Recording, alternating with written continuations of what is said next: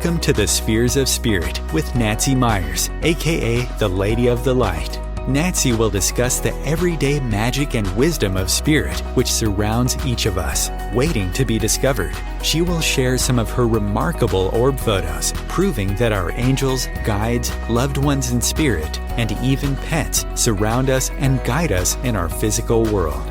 During this episode, Nancy will discuss one of the many spheres or aspects of spirit available to us based on her orb photography. She will also share a special channeled message from her guide, Leonini, and do an oracle card reading to help guide you along your personal spiritual adventure. And now, here is your host, orb photographer, author, medium, and speaker, Nancy Myers.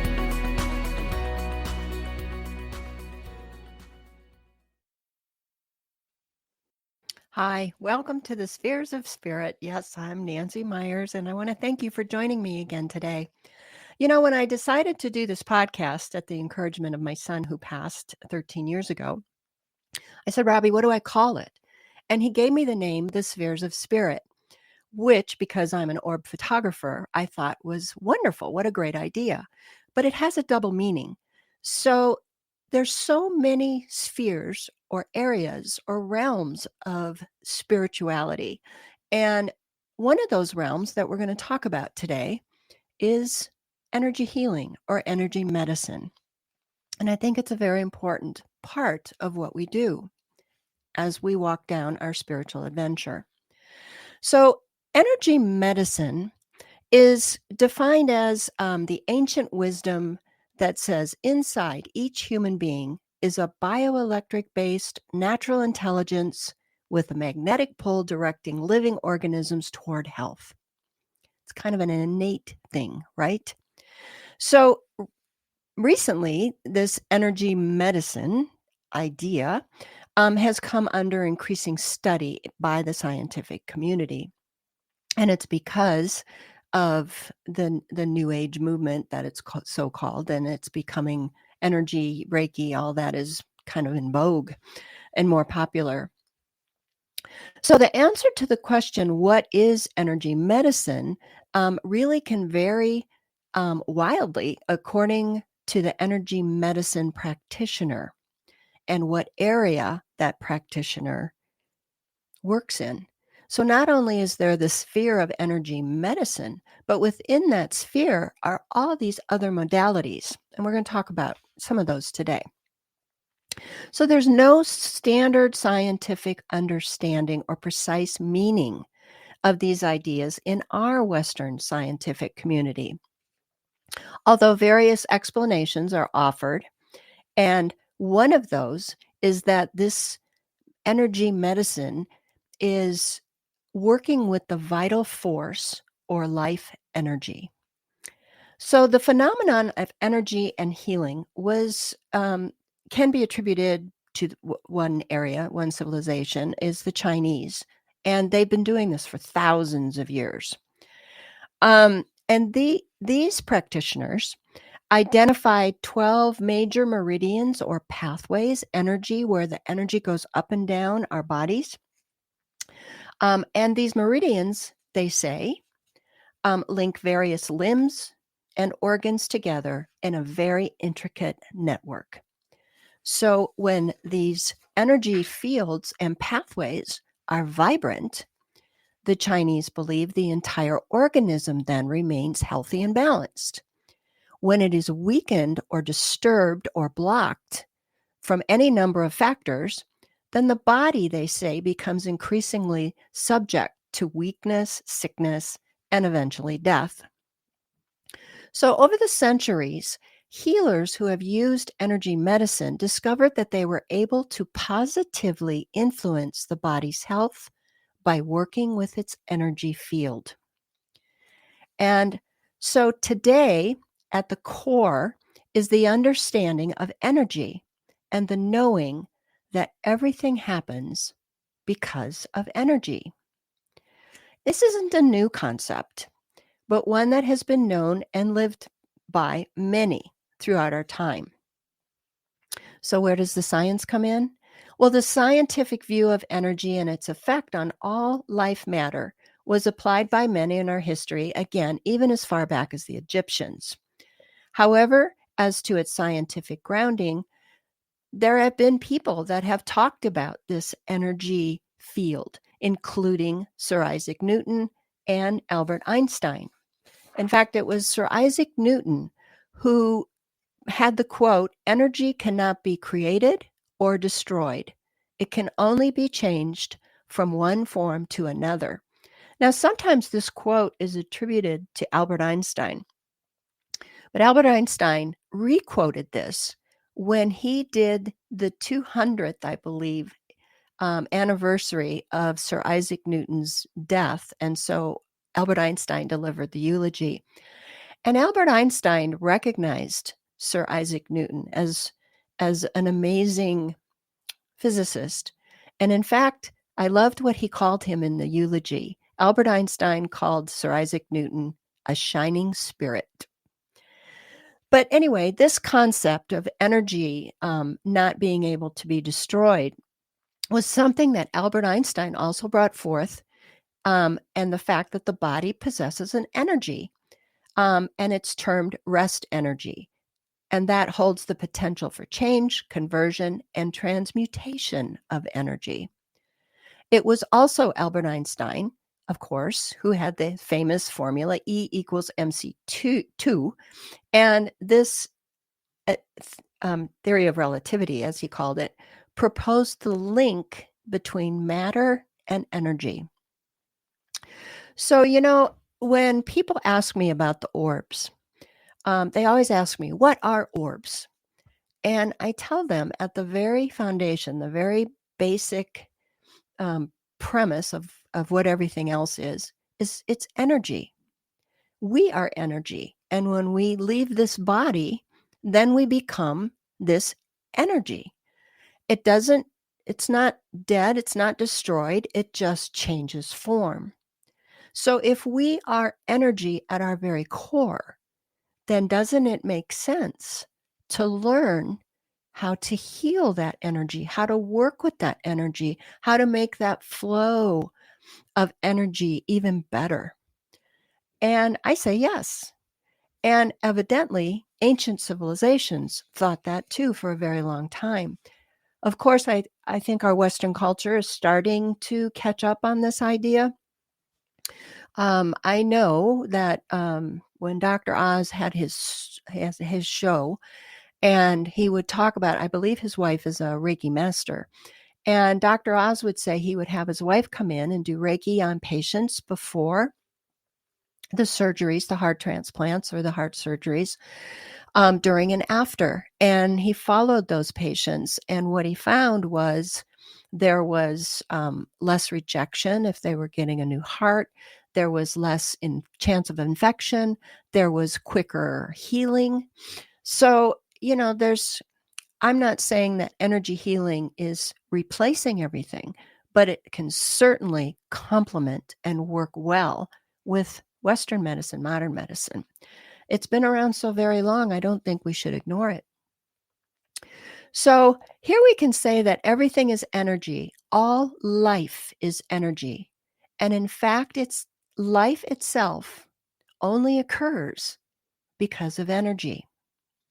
So let's talk about the ancient Egyptians for a minute. The ancient Egyptians illustrate to us an understanding of a fundamental awareness of cycles and rhythms that were governed by an energetic balance. We're going to hear balance a lot. Or in other words, a harmonious way of living with themselves, with others, and their universe.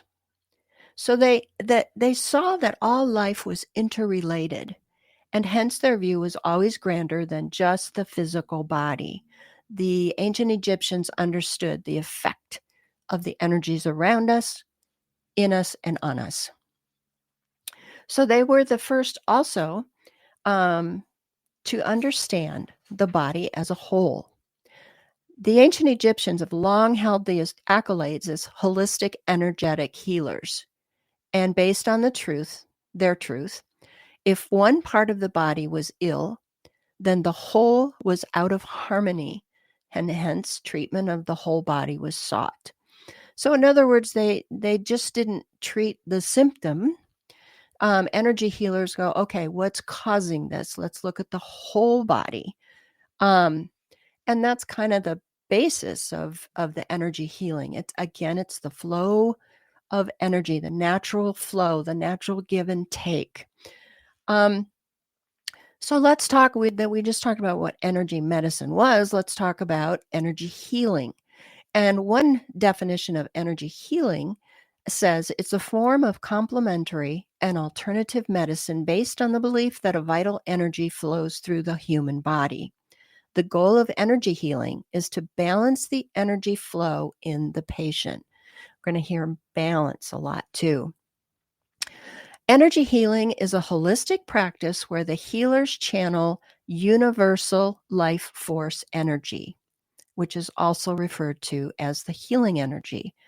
And they channel that into a patient to help balance, heal, and remove blockages from the body. Flow, balance, harmony, and vitality within the body can be restored and maintained during this energy healing. Energy medicine, energy healing, includes many different modalities, as I just mentioned. Some of them, a lot of us have heard of Reiki energy healing. There's light therapy. There's acupuncture. There's reflexology, Thai massage, tapping. I don't know if you're aware of tapping, where you tap all different parts and centers of your body. Of course, yoga, because it's the movement, it gets the flow going, breathing, and even meditation. So energy healing is readily available to everyone who is interested and willing to receive it. I read that and it kind of brought to mind when Nikola Tesla was trying to tell us there's free electricity out there if we just pay attention. Well, there's also free energy healing that's available to anyone if we know how to and learn how to tap into it. I love this. It says you do not need to be spiritual or hypersensitive to energies to benefit from an energy healing. A healer's power stems not from any spiritual or special ability, but from maintaining the courage and awareness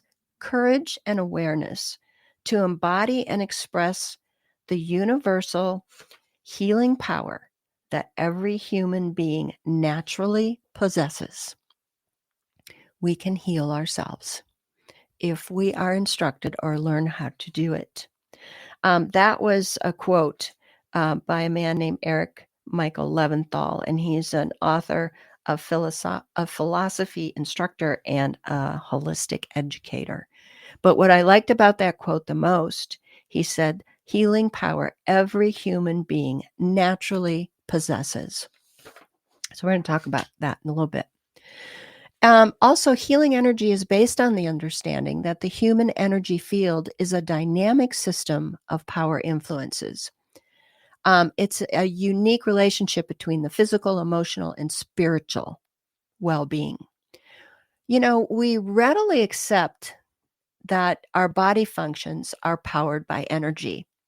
If we have a heart attack, what do? They grab the defib, electricity, they shock it with electricity. They know that modern medicine knows that our brain and nervous system communicate with our entire body through complex energy pathways. They know this. And so our human energy field is constantly reacting to the physical, emotional, and spiritual needs of our bodies. So this isn't a concept that's totally out there. It's this energy. In modern science, like I said, already knows that this is in us. So let's talk about a couple of the ways, some of these modalities. So there's one called, like I said, Reiki. And Reiki, people say, where did Reiki come from? Well, Reiki is made up from two Japanese words. The first one is Rei, R-E-I, and that means God's wisdom, and Ki, K-I, meaning energy. So it's This therapy is provided to a person along with traditional medicine to cure an illness. In this therapy, ki, or the energy, is used to help others. There's lots of hand movements, lots of work on energy centers, and Reiki can help cure a variety of ailments or emotional imbalances because it works on the energy centers. And we're going to talk about that in a little bit more. There's also pranic healing, and pranic healing is all about using the body's life force to heal the body. So this therapy works specifically on the energy of the body, or the aura, the energetic body. In this therapy, energy is used to clean the toxins from the body. So again, but they're using the energy. There's crystal healing, where people will take crystals and place them on your body. Why? Because crystals carry vibration and energy. And now I'm a Reiki master, and I do Reiki, and I have a crystal set. And the crystals that I use, in other words, if I'm using working on the heart, then I'll use a green stone, because it vibrates at the same vibrational level as the heart chakra. So they match up, the colors match up and can reach in and reset or clear, or get the energy flowing again. So the crystals, and you all know about like crystal radios. They use crystals to power watches, to power radios. Why? Because it carries energy. So we're matching energy to energy when you use crystal healing. There's quantum healing. Quantum healing therapy is based on the principle of resonance and entertainment. And the energy level in the body is escalated through breathing and visualization. And that helps the energy flow. Quantum healing is not a spiritual thing, but it also directs positive effects on the immune system. So then there's also one called, I'm just naming a few here, Qigong. I hope I'm pronouncing that right. But this therapy is used to regain the lost balance of the body. And with the history of some 4,000 years of using this, it's comprised of coordinated movements of the body along with breathing. You've seen people do the Tai Chi. Well, that's all in an effort to unblock, unkink, get those clogs out of the energy pathways. So the flow, the harmony, it's all the balance. It's all very important to our human bodies, because when those are blocked, it's our human bodies, our physical bodies, that are affected. So we know a lot about the physical body and its functions through developments and course in modern science and medicine. But there's still a lot to be learned. And there's a lot to be learned about what's called the body's subtle energy systems. Now, it's widely understood that everything, like I said, is composed of energy and has its own unique pattern of vibration called frequencies. I talked about in another podcast about frequencies and vibrations and colors and how they're all tied in. Again, even Nikola Tesla said, if you want to understand the universe, think in terms of frequency, vibration, and I forget the other one. But so the from an energetic perspective, the human body is made up of different layers of energies, and these layers are called the subtle bodies, or the energy bodies. Now, some say there's 5 of these bodies surrounding our physical body. Some say there's 7. But in the past few decades, there has been consensus in the scientific and medical community that supports the existence of these energies, but they call it the biofield. So, a lot of people are uncomfortable until they say, well, what about, can you prove this? Can you prove this? Is it recognized? Yes. And that's what I love is, that this energetic healing is starting to meld in and blend and meet the Western medicine because they both can work in unison. So the frequencies of the biofield, again, cannot be seen by the physical eye because they are subtle, but they can be measured. For example, scientists and doctors know that magnetic pulses and electric fields are produced by cells and tissues on the surface of our skin, and they can detect this pulse or energy with technology. Technology you've heard of: electrocardiograms, electroencephalograms, magnetocardiography. I'm not a doctor, and I'm probably brutally destroying these names, just to name a few. So the doctors are aware of that our bodies have energy flowing through it, and not only that, they can measure it, and they are working with those energies. So the energy of the biofield regulates the biochemical, the cellular, and the neurological processes of the physical body. That goes right back to what I was saying. If we have a kink in the hose or a block in the line, or it's restricted, then there's problems in our physical body. So this means that any dis-ease that you may feel, any back pain, depression, fatigue, other life challenges, are probably tied into the disruption of the flow of the energies of the body's energy. And ultimately, like I said, when that flow is disrupted, it goes and affects our physical body. So doesn't it behoove us to find out if we can heal ourselves? If this is available to everybody for free, wouldn't you want to know more about it? So traditional Chinese medicine practitioners believe that the human body, of course, acupuncture, has 2,000 acupuncture points, and those are connected by pathways and meridians. So acupuncture is another way of energy healing. These pathways create the flow of energy through the body, and that is responsible for your overall health. So I just wanted to add in acupuncture there for you. Now, I am going to talk about, I'll introduce the chakras here. I find this a pretty interesting. When I was starting on my path, I didn't know any of this, and I'm going to tell you a story about this in a minute. But I'll ask people today, do you know what chakras are? And a lot of people have some idea what a chakra is. What's an energy?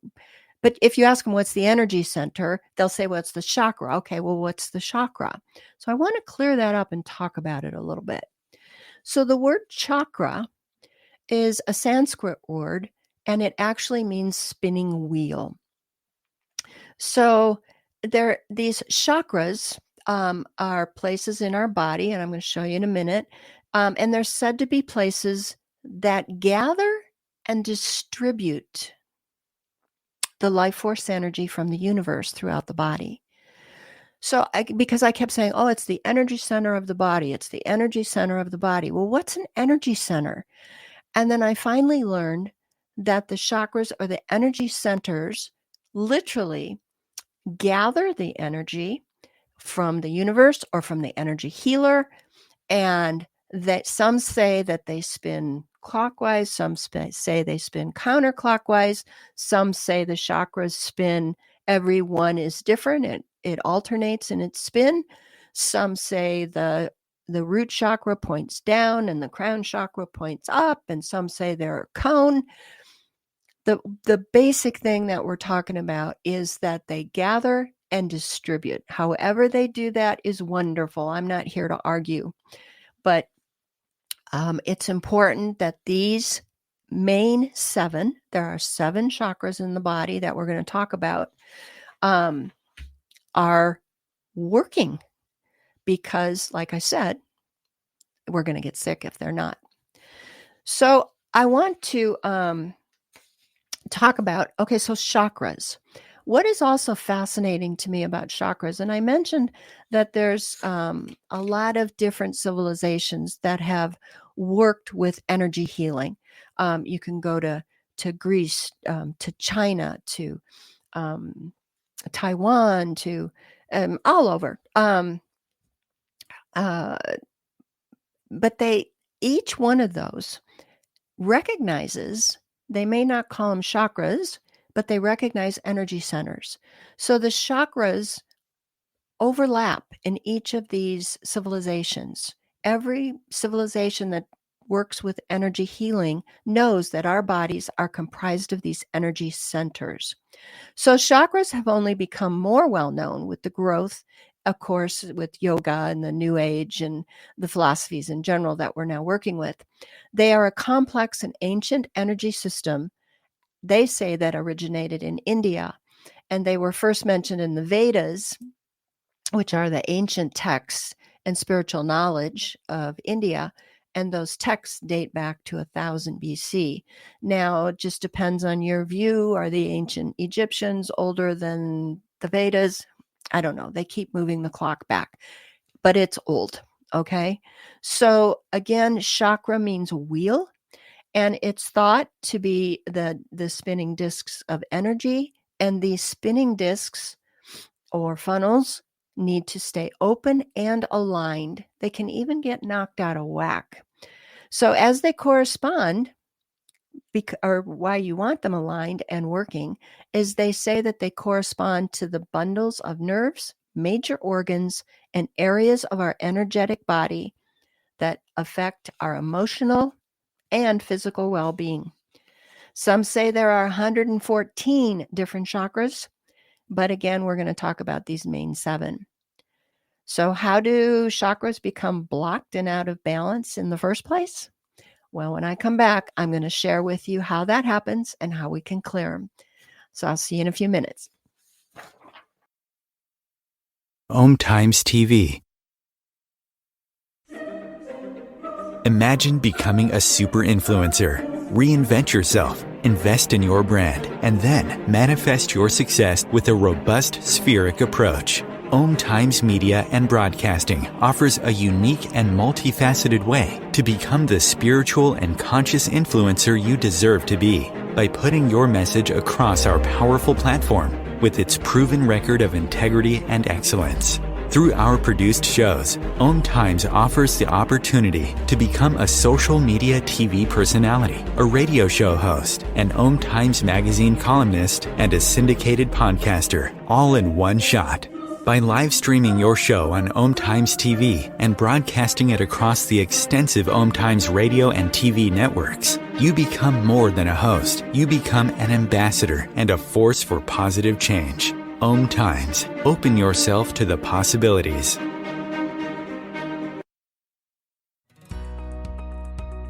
The story told in Entering the Light Fantastic, Discovering Life After Life Through Orbs, is about Nancy Meyers' spiritual and emotional rising from the devastating ashes of loss caused by the sudden and unexpected passing of her son Robbie.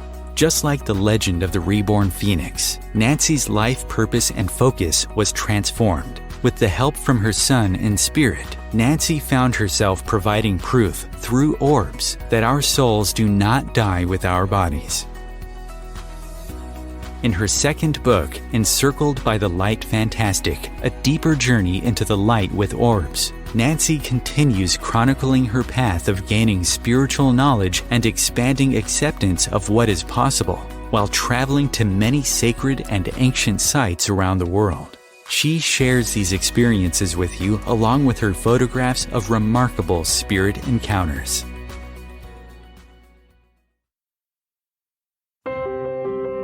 When I first saw a turtle, my heart was full. Now anything but lonely. We had this deep connection, this heart connection. He just wants to be close to you and part of your life. Every day with turtle is a perfect day. When I'm holding her, it makes me feel calmer. I think everything he does shows how much he loves us. When we adopt a shelter pet, We discover they're a little bit of a lot of things. But they're all pure love. love.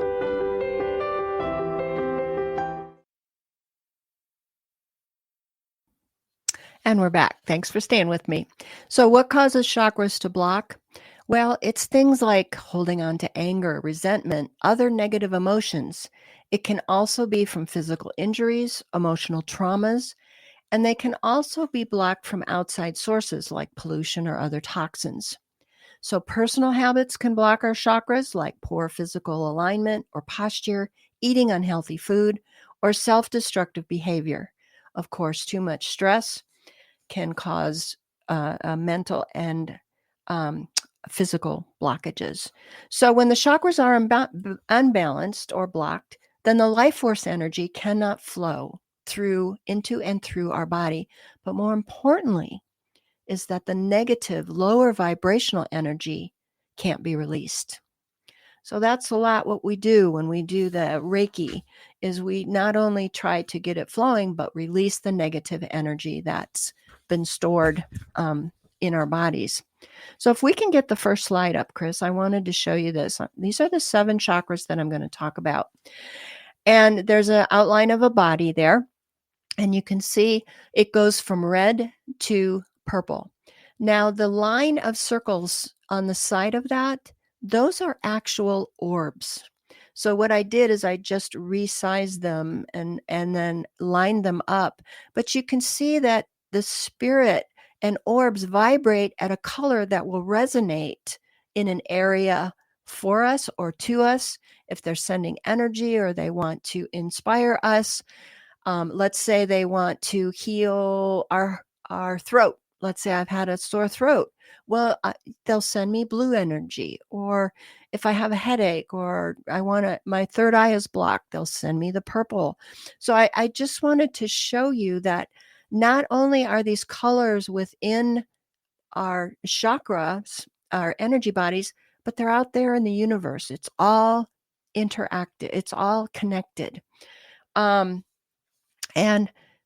so I also want to tell you that we're going to start with the root chakra, which is the red. That's our survival. Now, as you go through the colors, red to purple, you know, for the rate of vibration is what produces color. And I'm just going to start at red and tell you that red is the lowest vibrational. I'm not ranking these, but it vibrates slower at 430 terahertz. And as you move up and you move into the more spiritual chakras, which are the top 3, the purple will vibrate at 750 terahertz.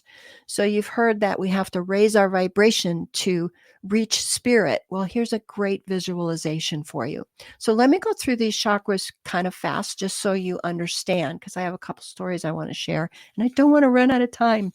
So the root chakra is the red, and it represents our foundation. It sits at the base of our spine and gives us the feeling of being grounded. When it's open, we feel confident. We can stand on our own 2 feet. But when it's blocked, it can manifest as physical issues like arthritis, constipation, colon problems, feeling of insecurity. So if you're struggling with some of these things, it could be because the root chakra is not performing at its peak. The next one up is called the sacral, and it's also has it helps to inform our emotions and the emotions of others. It also governs creativity and sexual energy. So those with a blocked sacral, the second, the orange, could feel a lack of control in their lives also. They can be constant urinary tract infections, lower back pain. Emotionally, this chakra is connected to our feelings of self-worth, and it can even affect our sexuality and feelings of being secure in that. So it's again a very important, but we're still in the lower chakras here. So the next one we go up, and this is kind of the where you start to get into the more spiritual, because this is our gut. The yellow is the solar plexus. This is where our intuition sits. So if you feel like I thought I was doing the right thing, but I just missed the clue. Well, maybe your psychic center is blocked. This is when you feel like, okay, oh, I have butterflies in my stomach. Well, your stomach, your solar plexus chakra is open and working. If it's blocked, you might feel amounts of self-doubt. There's also digestive issues like ulcers, heartburn, eating disorders, indigestion. So you see how this is all tied in. It said that, the ancient Chinese, ancient civilizations knew that our energy centers were directly connected to the bundles and organs of our body. The heart chakra, which is considered the bridge between the upper and the lower, is our excuse me, it's the influences our ability to give and receive love. It's our heart, right? So that makes sense. So with a blocked heart chakra, people will have difficulty fully opening up to people. They can't experience deep compassion and empathy. They might have asthma. They might have weight issues. But the blocks can be removed. Okay. But it's just another tool. Okay. What am I experiencing? What am I going through? Why am I experiencing this? Could be a chakra that is blocked. So it's again above right in the center of the chest. So the next one is the throat chakra. And if this one's blocked, you can have difficulty standing up for yourself, speaking your mind. You might have difficulty in projecting your voice. So again, if it's open, you're going to be able to speak with confidence, carry a tune, maybe.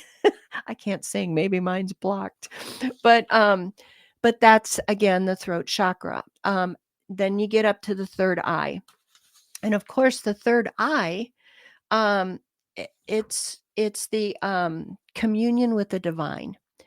It's the ability to see the big picture and connect more clearly to the spiritual realms. Think of it as the eye of the soul. It registers information beyond the surface level. So, issues with this could be sight, hearing problems, and that goes through the throat chakra too. It could be hearing problems. People have trouble listening, or who are not in touch, who get headaches and are not in touch with their intuition. So the last one is the lavender color, and that is the crown chakra. And this is the highest chakra, and it sits on the crown of the head. And it represents our ability to be fully connected spiritually.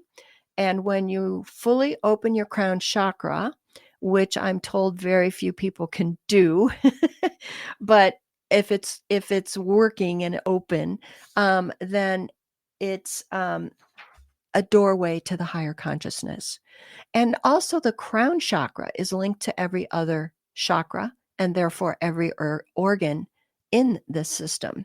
So it just doesn't affect the crown in your link, but it can connect or affect the whole body.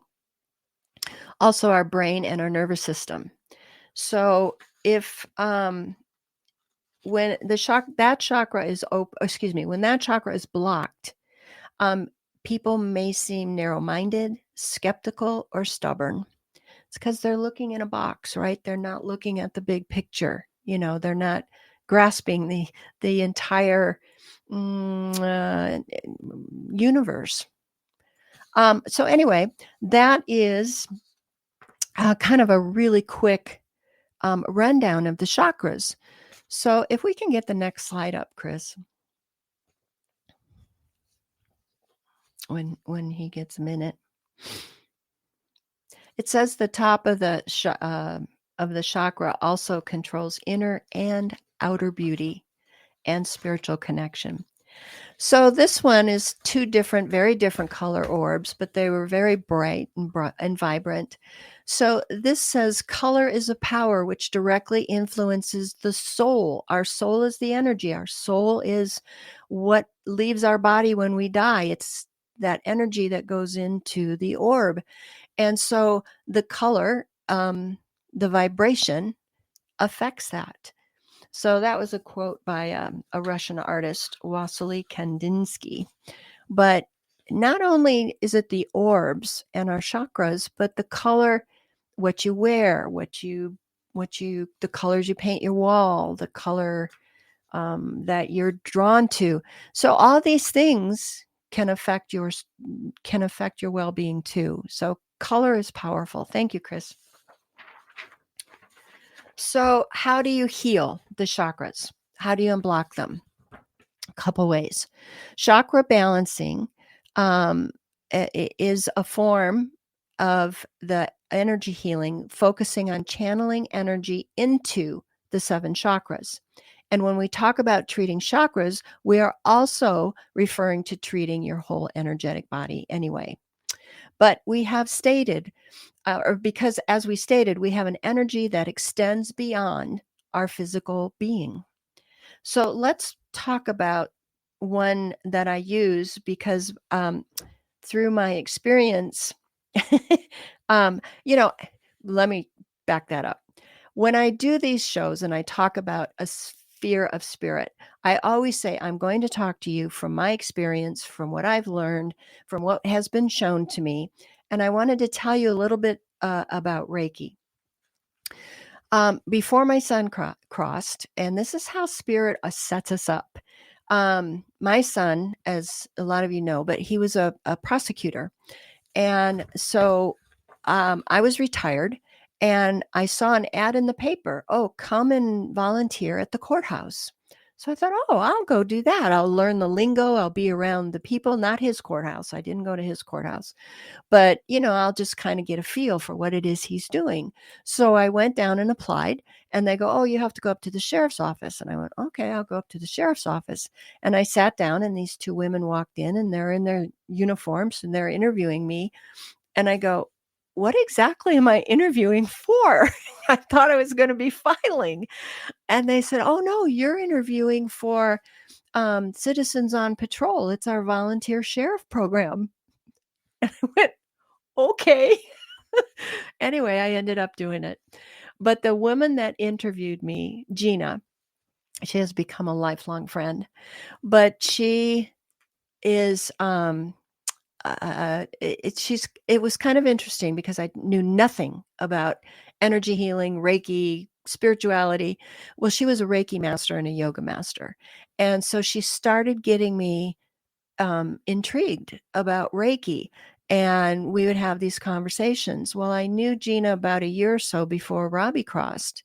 And then when he crossed, Gina and her spirituality and her beliefs and her treatments helped me get through and heal, from the grief. I was so intrigued that then I became a Reiki master. And Gina was my teacher. And it took me, I think about, a couple years to reach that.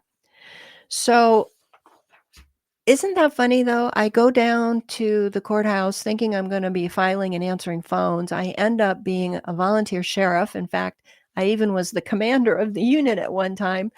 But what it did is it opened the door for Reiki. So Reiki, just to go into that a little bit more, it's a Japanese technique. It's administered by laying on hands. And we do that naturally. If you have a toothache, what do? You grab your gum, your jaw. If you've hit your elbow, you automatically reach down and touch your elbow, right?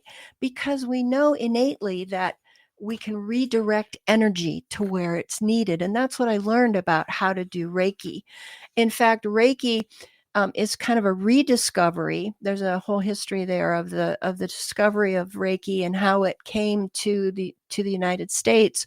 But Dr. Usui was meditating on a mountain, and here's again how the orbs come in. And it is said as he was asking for a system of healing, he saw this light and this orb that came into him, and they gave him the sacred symbols. And I talked about symbols before, but in Reiki, we use symbols to power up or to send energy, direct energy. And but and then it was brought to the United States, I think in the 50s. So it's relatively new to us, but a lot of people certainly have embraced it. So it's just another form of the Reiki. But anybody, there's a saying in Reiki, hands-on Reiki on. So you can do it on your pets. You can do it. I do it on Rob, my husband, all the time. I do it on my dogs. I have one dog. It's too much for him. He's too sensitive. So I have to be very careful where I touch him. The other dogs just roll over and go, oh my gosh, does this feel good? So, the dogs, they vibrate kind of at the vibration of unconditional love. So they feel that vibration. They're more sensitive to it than we are. So the power of touch, what do we do? Oh, give me a hug. We want to share energy. The energy permeates us, the universe, everything that we do. So there's a couple the subtle energy bodies. I'm just going to talk about the three. And the first one is the etheric, then there's the emotional, and then there's the mental. And again, these go out to 7, but these are very close to us. But this is what they call our auras, right? And they can measure this aura. There's Kirlian photography now. And I don't know if you've ever done that where they say, oh, stand there and I'll get a picture of your aura. And then you see all these colors around you. Well, they've done experiments with that. And this is just to prove that we have these etheric bodies. There's one called the split leaf. And they took a picture of a leaf that was cut in half. And there's the leaf, but the side that was missing, it still had the energy around it. So its energy body was still surrounding the entire leaf, even though it wasn't there. You've heard about people who've had those phantom limbs, pains. The limb is gone, but it's still felt in the energy body. And in fact, they're finding that if they do energy healing on those patients, it alleviates that phantom pain. So the one, I've got to watch the time here, but I really want to tell you this story. I sit in a mediumship circle and a channel circle, and we just had it last night. And spirit is they never cease to amaze me. Now, if you haven't read my book, I will tell you that when I was 9, my 13-year-old brother passed, and I was very close to him. And I've heard from him several times, but last night he came in as an adult. Now, Spirit knows, obviously, that I'm going to be doing this podcast, and my brother came in and he wanted to talk about our mental energy body. And he said, it was just fascinating. He said he wanted to talk about mental illness, but he called it altered mentality. He said it refers, which we refer to as mental illness, and it is a vibrational wave that's different that hits some people. It can be affected by the situation that we're born in. It's energy that's not harmonious around us, around our head. And he wanted us to he said they almost need like a tuning fork. So he said, we're not compassionate enough. We're not educated enough about what mental illness is. And then he expanded on the word illness. He said, this medium was fantastic. She said, he's saying illness starts with I will, ill. And we blame the people. It's like, you did it. You created this, but they didn't. It's not their fault. So I know we're having so much problems with mental illness now, but he said we will find that the energy of the sun will help. And he said that one day we will have more harmonic treatments to help the mentally ill or whatever he called it, the altered mentality. So I just wanted to pass that on because it's just so rampant. So maybe we're coming into that. I hope so. I hope that brings some hope to everybody. So if we can get the third slide up here. So I talked about this, but healing light, healing energy is universal. It's available to everybody. And it doesn't cost anything. It's just your willingness to explore it and to learn about it. There is a quote, I don't know who said it, it's unknown, but it says, "We are born healers, and this is our superpower." If only we could all embrace it. Okay, thank you, Chris. So one of the I know I rushed that ending, but there was so much that I wanted to get through. So I want to go to Leonini's message. Leonini is my guide that I channel. And a day or two before I do my podcast, I sit down and I say, "Okay, Leonini, would you like to give me a message pertinent to the podcast?" And I sat down yesterday to do that, asking those things. And she always shows me a vision of something, a picture of something. And she showed me a knotted rope. And so this was her message. "You have heard the expression tied up in knots. It is a very good visual of what the stress, the anxiety, the worry can literally do to your body. These knots can restrict your breath, your energy, even your appetite. This can weigh you and your systems down. If left unattended, those knots can be harder and harder to untie because they will cinch down tighter and tighter. An old knot is much harder to undo than a new one. We hope this serves as a visual example to you so that you may see the importance of attending more regularly to your energy health.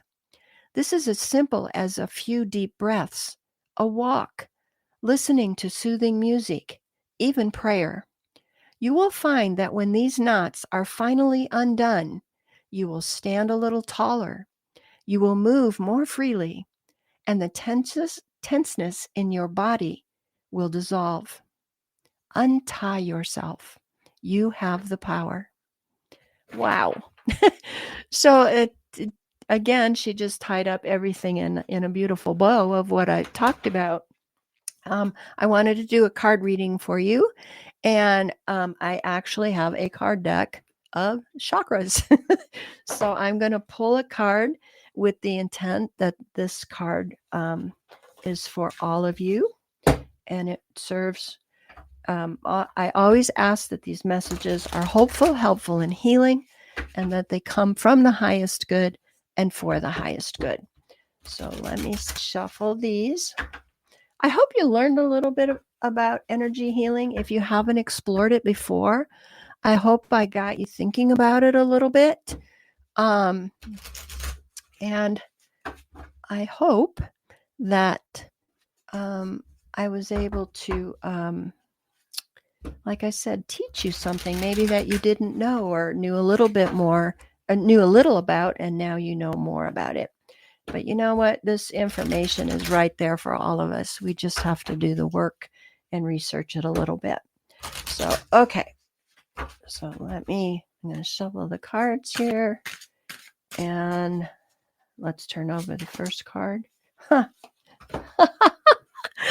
Okay. The card says miracle. And if my friend's watching, I know she will be laughing at this. But this goes right to your intuition. I talked, it's yellow, so it's tied into the solar plexus. But it's the miracle of healing. It's the miracle that's at our fingertips. One thing that I've learned is that, miracles aren't things just from the past. Miracles happen every day. And what I'm talking about today is the miracle of healing. We have it within ourselves. I know I'm not a Bible person, but I know Jesus said at some point, he said, talking about healing and the miracles that he performed, and I'm paraphrasing, and I'm probably, again, destroying this, but he said something along the lines of, this you will do and more. And this is what we're talking about. We have the capability within us to perform these miracles of healing, to heal ourselves and others. So with that, I will leave you. Next time on, we're going to be talking about reincarnation and past life, not reincarnation, past life regression. So I hope you can tune in next time. Thanks for joining me. Take care. Bye-bye.